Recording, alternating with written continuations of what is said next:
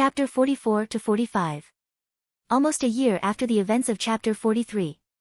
Bulma was sitting at the monitor, working on her new project. The strange habit of doodling sevens had reduced in its intensity, and she now routinely carried scraps of paper to avoid vandalizing the walls everywhere she went. Really, she'd stopped paying attention. 7 Dragon Balls, perhaps? But that didn't tell her anything. Well. I don't really care. What interests me now is this project I'm working on.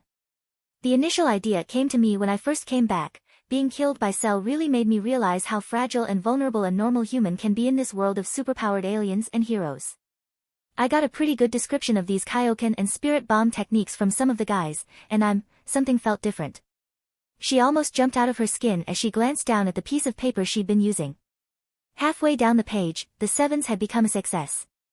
Bulma jumped up and sprinted out of the room. Dad! Quick! Get over here! Raditz and Picken's battle paused, and they settled to the ground. Their energy pulsed around them, whipping up clouds of dust and carving out cracks in the ground. This was the same place they'd first fought, the same place they always fought, and after so many battles it was completely devastated, reduced from pleasant greenery to a mile or so square of utterly barren wasteland. Come on, Raditz, Picken said wearily, how many times are we going to do this? You've improved a lot, but even with your maximum Super Saiyan power, you're still about equal with me, and you just can't stand up to my most powerful techniques. Shall we try the Thunder Flash again? Raditz grinned ironically, seeming to accept his coming defeat. Yeah, those tricks of yours are pretty tough to beat. But I know a few myself. With this, he teleported to directly behind Picken with instant transmission. Expecting the move, the alien fighter turned and caught Raditz's punch. Growling in frustration, Raditz broke off his attack, and they leapt into the air, exchanging a blur of punches and kicks as they rose into the sky. Raditz mistimed a block and Picken's fist crashed into his face, followed by a double-footed impact as he kicked off the Scion's chest, using the motion to backflip away and quickly charge up his ki, rapidly spinning in a tight circle, faster and faster until he disappeared into a high-speed streak of light, twisting around itself and throwing out gale force winds. Hyper Tornado.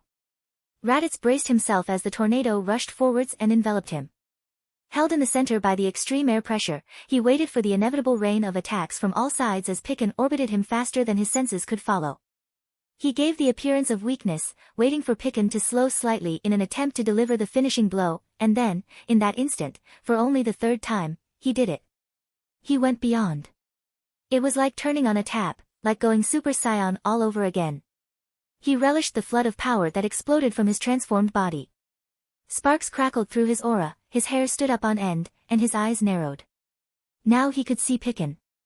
Now the green-hued hero looked laughably slow. Raditz grinned, twitching to the side to avoid a punch and bringing his elbow down onto Picken's back, a single blow smashing him into the ground. In an instant, Raditz was down there too, driving Picken further into the ground with one foot, then hopping off and crouching next to his battered opponent. As Picken looked up, bewildered, Raditz stared back unflinchingly, spirit soaring. I win. What, in all the heavens, did you just do? Picken asked incredulously. I ascended to a true higher level. Raditz replied. I believe on Earth, they called it, Super Saiyan 2. I'm just glad I knew this level of power even existed, or like Goku and Gohan, I'd have had to go through some kind of emotional trauma to unlock it. A lot of things combined to enable this. Actually, a less energy-draining otherworld body was a major factor, as was the lack of the subconscious mental block father represented, and finally, a target always helps immensely, so thanks for that, Picken. Ridiculous, isn't one transformation enough? Heh. Not to beat you, evidently. Raditz powered down, turned and began to walk off. Well, be seeing you, it looks like you've got some serious training to do. You can't be serious. I am serious, Mom. Gohan stood resolutely, expression unchanging. But, going into space? What on earth for? Chi-Chi blustered. I've got to get this thing done. The boy held up the notepad he'd been scribbling down notes for his book on. You didn't have any problem with me flying to the other side of the world to do research, did you? Yes, but leaving the planet, that's completely different. She shook her head. No way. Why do you even need to do that? What can you learn on some other world that you can't here? Plenty. He opened up his notepad. See, we have no idea what happened to the whole galactic empire since we took out the Frost Demon hierarchy. We know next to nothing about Scion society, something which I'd personally like to learn about, not to mention the various other species we've come into contact with. Besides, my uncle visited one random planet and learned how to teleport himself anywhere, instantly. That ability alone has saved us all more than once. Who knows what secrets are hidden out there? She weighed all this up in her mind. And one more thing, he added, gesturing with his pencil. I mentioned we don't know what's happened to the X-Empire. What if it's fallen into anarchy, or into the hands of another tyrant? In that case, it'd be our fault, and our duty to fix it. Right? Ag. She slumped back against the wall. You're just like your father. Someone, somewhere, might be in trouble, and you have to rush off to save them. Chi-Chi sighed.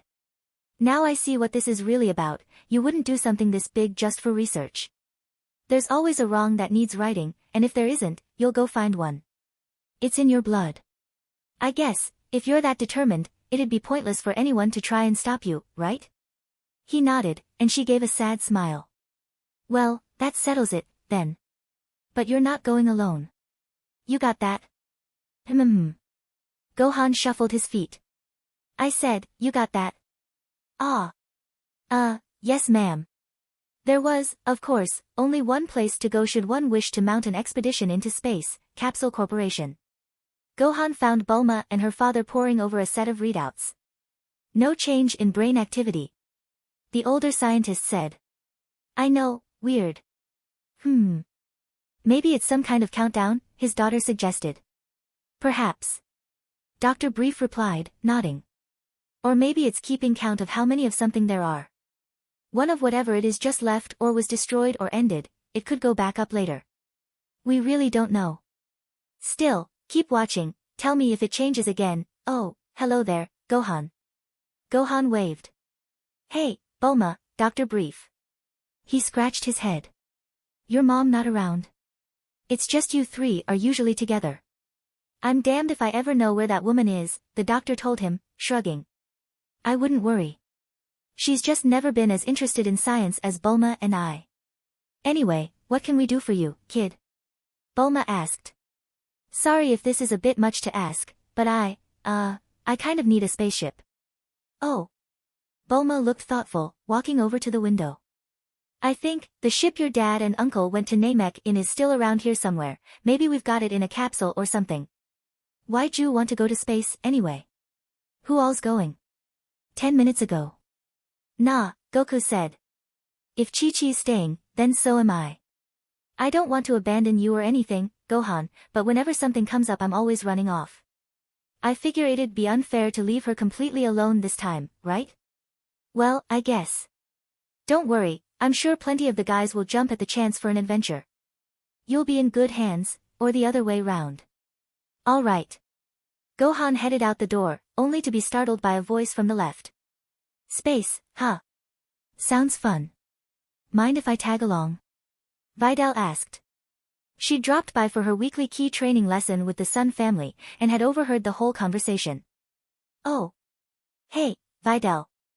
Didn't sense you at all, you're getting good at hiding your key. You know it. She grinned. So, how about it? Well, I don't know if dash. Great. I'll tell my dad I'm going to go train in the wilderness for a bit, unlock my hidden potential or some crap. See ya. Tensing up her muscles, she took off into the sky, soaring off with her usual combination of grace and efficiency. The present. So Videl should be here soon, Gohan explained. I'm not sure if she's entirely ready, but there's really no arguing with her. Who else do you think could come? Bulma chewed her pencil. Afraid I can't go myself, I've got a few projects here I'm really getting into, you'll probably need people who've got space travel experience. I bet Frieza would be happy to help, you two have always been close, plus he lives right here with us. And you're going to need at least one adult with you. A malicious grin spread across her face. I know somebody who needs a good road trip to get him off his back. She hammered on a bedroom door. Hey, Zarban. Get off your ass, you're going to space. Ignoring the ensuing stream of vulgarity from the other side of the door, she glanced down as her watch, wirelessly connected to the alarm systems throughout the building, beeped, a blinking red light appearing. And it looks like Trunks has bitten through his cot again. I'd better go round up the little terror. See you in 5, Gohan. Considerably more than 5 minutes later. Gohan, Videl, Frieza, who, thanks to a newly learned key aptitude, was now constantly in his true, final, form without risk of losing control of his power, and a groggy Zarbon were assembled in the Capsule Corp garden. Bulma stood opposite them, leaning on their ship, the one based on Goku's Scion pod, still dented and damaged from the trip to Namek. Well, she said, it's pretty beat up. It'll take, maybe 3 days to fix it up. You already know what you're doing, vaguely, so come back in 3 days to set off, and until then, get ready to set off, and plan out specific destinations. From talks with you guys, and damaged files on board the ship, I've managed to make a pretty accurate map of important locations in the galaxy. To make a short and completely uninteresting story even shorter. They did. Hercule hissed like an angry cobra. He'd get it this time, he knew he would. Jrrr. KKKK. Beads of sweat poured down his face. He'd been trying for months, but this time, this was it. His teeth ground together as he forced his internal energy into the palms of his hands, and out into the air between them. Me. His eyes narrowed. Just keeping the energy stable, not slipping and losing it, required his full concentration. Still, it was working, he could see the faint blue glow in the corner of his eye. Videl had done well, relaying the lessons she'd learned to him. Me. He resisted the urge to take in a deep breath and relax. He wouldn't lose it now. He focused on the archery target in front of him. Now. Launch landed on the ground, wiping blood and sweat from her forehead with her bandana. She inhaled deeply as Tien landed in front of her. Well done, he said. You're improving fast, your flight speed was faster than ever. It's weird, I've never seen any human increase their power as fast as you. If I didn't know better, I'd say you were a scion or something. Maybe Raditz's mindset rubbed off on me, she joked. But seriously, I have felt a lot stronger ever since I fused, even before I started training. It is strange, yeah.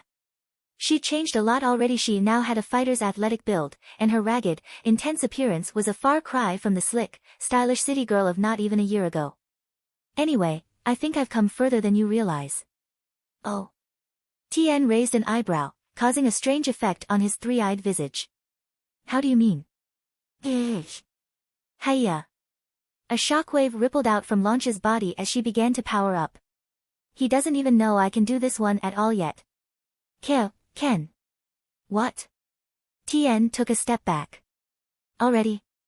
Okay then, we all ready? Gohan asked, checking the readouts on the command console. Yeah. Frieza answered with enthusiasm. Let's go. Videl urged. Zarbon mumbled. Good luck, you guys. Bulma called from outside, standing between Gohan's parents as they waved them off.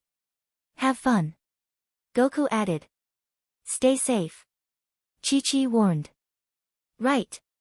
Gohan nodded, waved once more, and pressed the ignition. With a roar from its engines, the ship lifted off, flattening Dr. Brief, who as usual was standing too close to the dangerous machinery, as testified by his frequent visits to the infirmary, always insisting that he was fine, despite all evidence to the contrary.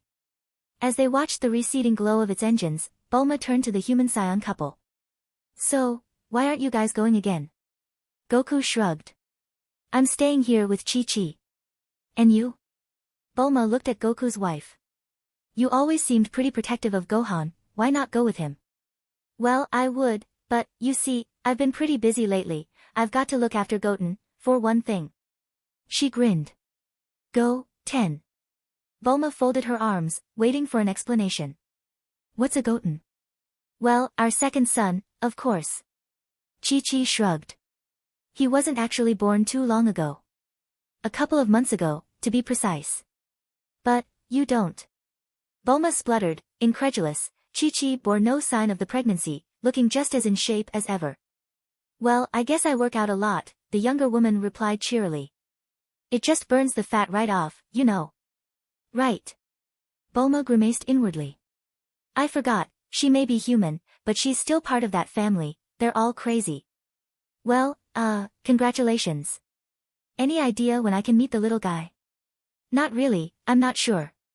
When he's a little older, I suppose. Speaking of which, we really should be getting back soon, can't leave a baby alone for too long. Luckily Goku can fly us back in a few minutes. You ever thought of learning? Bulma asked. Flying, I mean. You're already a martial artist, right? The way I hear it, everyone's gonna be doing it when Gohan's book's done. Well, I was thinking about it when that Videl girl started coming to our house for lessons, you know, seriously putting some time into training, but then Goten came along and I started getting bigger and all that went out the window. Maybe sometime soon, though. Goku offered his hand. Well, I'll bet he'll be happy to see you, anyway, so let's get home, alright? See you, Bulma. Right. Bulma waved half-heartedly as the happy couple took off. It's changed, why's it changed? What's different now? 7, 6, is it keeping track of something? Or counting down? Damn it, well. If it is something like that, time is probably of the essence. This project could be useful. She hurried off to the lab. I'd better get back to work. Say, Dr. Briefs was saying as Bulma fiddled with some wiring, where'd you come up with the idea for that anti-cell device, anyway? I thought it was rather ingenious. Oh, that thing. Bulma grimaced as her fingers slipped and a spark jumped up from the mechanism she was working on. Well, you probably never witnessed it, but Old Man Rashi, and some others, had a technique called the evil containment wave. Did just what it said on the tin. Captured and imprisoned an evil being in a small container. Only problem is, soon the enemies we faced had so much evil energy it was impossible to keep them contained, so I came up with a technological equivalent, much more durable, and with the added bonus that once inside I could disintegrate the captured being. Oh, I see. Well, you certainly managed to keep it small, the older scientist remarked. I'd have expected the power source to be enormous. Just a reverse-engineered, localized use of the miniaturizing technology we use in the capsules, Bulma explained. The only problem wasn't with the machine, it was with Cell. Instant bloody transmission. What's a girl supposed to do? Gohan was enjoying space travel. He could leave his tail unconcealed, for one thing, and he got to spend a lot of time with Frieza and Videl, his two best friends. Having only just got up for the day, he slouched over to Zarbon, who was at the helm. So what planet are we heading for first? Although it was nominally Gohan's expedition, he deferred to Bulma's maps, and Zarbon and Kurieza's experience, on matters such as these.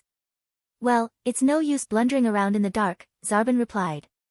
I'm taking us to the business capital of what used to be Frieza's empire, though who knows what state it's in.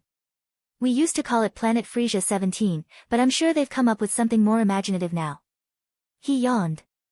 It'll be interesting to find out who's risen to fill the power vacuum the frost demons left behind. Maybe even more of their race, although I hope not. Well, whoever it is, with you around we've got nothing to worry about, right? Yeah, I guess. Gohan nodded. He wasn't always comfortable with his status as far as he knew, the second strongest being in the universe, but his powers were a fact of life, and often very useful. Well, we'll be able to get detailed answers once we land and can ask around, face to face, but for now, this ought to suffice. He tapped a few buttons, bringing up a holographic display, dozens of screens forming a 180-degree semicircle around the Earth convert's head. We're now in range of galactic news stations. I've asked to have this feature custom installed, he said, indicating the dizzying array of news channels surrounding him. Huh? Why? Gohan squinted at the multilingual buzz, although there is a certain manner of speech that immediately distinguishes a news anchor, no matter their language or species. How can you understand all that at once? It's an ability of my race, Zarbon answered, closing his eyes and breathing in deeply. To take in and process every bit of sensory information that we receive at one time, comprehend it, and store it. Most of the time, you only store about 5% of the sensory information you receive, and most of that is quickly forgotten. His body fell completely still as certain neural pathways were activated, releasing certain hormones into his bloodstream, dramatically altering the function of his sensory organs. It can only be used in a state of perfect calm, we call it deep sight. His eyes opened. And he saw. The thing he wanted to find out was what, exactly, all the news anchors were saying, simultaneously, to get a complete picture of galactic current events. But when you saw everything, no filtering anything out, consciously or unconsciously. He saw, and remembered, every fleck of spittle in every reporter's mouth, every screw in every table, the subtle pattern on one anchor's neck that indicated the onset of a certain virulent disease. He saw the single strand of hair falling in front of his face, saw the way the light silhouetted it in the center of his left eye's field of vision, took in its exact shade of purple-pink. He saw the dust on the floor, the way it rippled and flowed slightly due to air currents caused by ventilation systems. Peripheral vision, too. He saw Gohan's arm poking into his field of vision, noted and involuntarily recorded every curve of muscle, every fold in the fabric of his shirt. He could see out of the viewport too, and he knew now that there were 358 stars in his field of vision, some barely visible patches of blurred light, some shining pinpoints against the blackness of space. It wasn't just sight, of course. It was sight. And that meant all senses. He had, of course, used it primarily for hearing, to be able to separate out, identify, and memorize the streams of conversation of dozens of news anchors simultaneously, while mentally translating them. This he did, as well as noticing the slight crackle indicating a slightly distorted signal, and based on this data he near instantaneously performed calculations and deduced how far each transmitting station was from his current location. He heard his own breathing, and Gohan's. His heartbeat was close enough that he heard that, too. He heard air currents, again, caused by ventilation, and the creaking of a door on the other side of the ship as Frieza moved around. Vidal's footfalls had a slightly different quality of sound, due to the material of her shoes being more conducive to echoes than Frieza's bare feet. It didn't end there. He could feel his clothes resting on his body, the air gently brushing by him, the pressure his own feet exerted on the floor. He was even dimly aware of the pull of the ship's artificial gravity. He could smell the very chemicals within his body that fueled the deep sight, which mingled with his natural scent, and those of human, Saiyan and Frost Demon, and the slight hint of food. Perhaps Frieza was raiding the freezer. He could taste the remnants of his breakfast, hours ago, almost hidden under the flour-eyed compounds he'd cleaned his mouth out with afterwards. In short, it was overwhelming, or it would have been without the proper training. All this data, this immense input, had flooded his mind in just the first second, and he planned to continue seeing for perhaps an hour.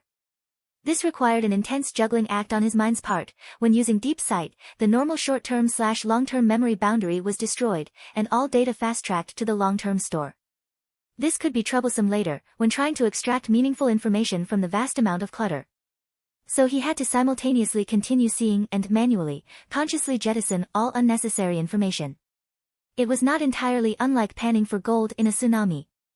Gohan, seeing Zarbon zone out as he concentrated intensely on this task, absorbing the streams of news that was meaningless babble to the half-Saiyan, decided to leave his companion to it, and wandered back into the living quarters of the ship. Well. Zarbon addressed the occupants of the eating area as he entered. Frieza was sprawled over the top of the table, Vidal was hovering near the ceiling and reading a magazine, and Gohan was wolfing down his third bowl of cereal, none of them ever washed up, of course. Sometimes, Zarbon felt like a babysitter. I've taken a look. Or a look, you might say. And here's the state of the galaxy right now. After the Cold Dynasty fell, the Empire splintered. Generals, warlords and politicians all tried to cling on to whatever territory they controlled, and for a year or so communication between these quasi-military states was almost nil.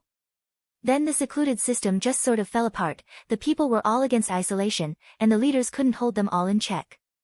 A fair government of sorts, not elected, but held in check by an elected council of representatives, emerged, and for a while things worked fairly well. Then recently, a terrorist strike at the heart of the government took out every major leading figure at once. What's interesting is the perpetrator, one Prince Vegeta, did not then seize power, but vanished and hasn't been seen since. In his place, a new breed of warlords has emerged. Isolation hasn't come back into force, that's sure to incite another popular uprising. So they've mostly settled into their territories now, with occasional skirmishes moving the border back and forth a system or two. So does that affect our destination? Vidal asked. Not our first stop, no, Zarbon said. We still need to dock somewhere, maybe pick up supplies. I'll ask around and see if any of my old contacts are still active. The planet's been renamed, as I suspected, it's now Nemia. The political situation is interesting, to say the least. He tapped into the memorized data in his mind, expanding the section on the planet's rulership. It's divided, roughly, into northern and southern hemispheres. The interesting part is this, the north is ruled by a Saiyan tyrant, the south by a Namekian one. Come again. Gohan looked Zarbon in the eye. The phrase, Namekian tyrant, just doesn't seem right. For one thing, I thought they were a peaceful race. In fact, I didn't think they traveled off-planet at all. And a Saiyan? Vidal asked. There are only a few left alive, right? So is it one you've met before? One thing at a time. Zarbon held up his hands for silence, then continued. All right. The Scion, no, it isn't one we've seen. Goku, Raditz, Vegeta, and Nappa were all on missions when their planet went up in flames, and then Broly and Paragus escaped thanks to the power of the legendary Super Saiyan, but it's reasonable that one or two might have been off-planet, but off the record too, for one reason or another. He scratched his head. As for the Namekian, I don't know. The only selfish or evil one we've ever encountered was Piccolo. From what I gather, he made his own attempt at world domination before I met any of you, but he was a special case, I believe. Kami created him as a manifestation of the evil in his heart. That doesn't seem like the kind of thing that happens too often. But by all accounts this Namek is as bad as the Scion. Right. Gohan shrugged. Well, we'll find out when we get there. How long? 20 minutes or so. While you probably won't find any of those exotic fighting techniques you're hoping to run into, this world's populated by a whole mix of races, so you should find plenty of stuff on alien culture for your book. Gohan brightened up. Cool. I'll get my stuff together. He stood up, heading for the door. Frieza stirred, rolling off the table but reflexively activating his flight, hovering at table height as he rubbed his eyes, slowly waking up. Hey, Rybody, so where are we going? Tulls, sir, their forces are moving again. They're massing in the eastern capital, the soldier reported. Tulls, reclining in his custom-made throne, grunted. I don't care. Just send our own troops to do the same. They'll back off, and the cat-and-mouse game will continue. But, sir, the soldier protested. If we launch an attack to the west, we could outflank.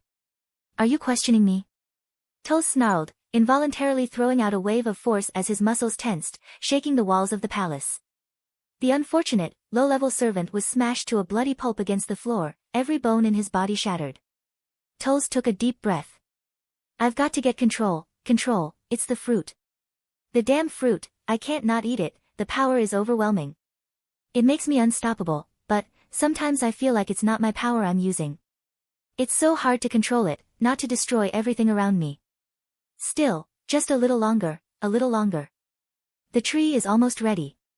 I've measured that green bastard's power from afar, and I know with just one more fruit, I'll be able to crush him. Finally, I'll have this damn planet to myself. He sighed, glancing at the puddle that was formerly his soldier. Somebody clean this up. Try it again, Zarbon said, one eyebrow raised. Only this time, when you open your mouth, try saying something that makes sense. Didn't you hear me? The soldier growled, gesturing with his laser rifle, as the 5 others behind him did the same. We're commandeering your ship for Lord Tull's fleet. It's attacks, you hear? Now stand aside. No. Zarbon folded his arms, standing resolutely on the docking ramp. We just docked here. We're not caving into a bunch of common thieves.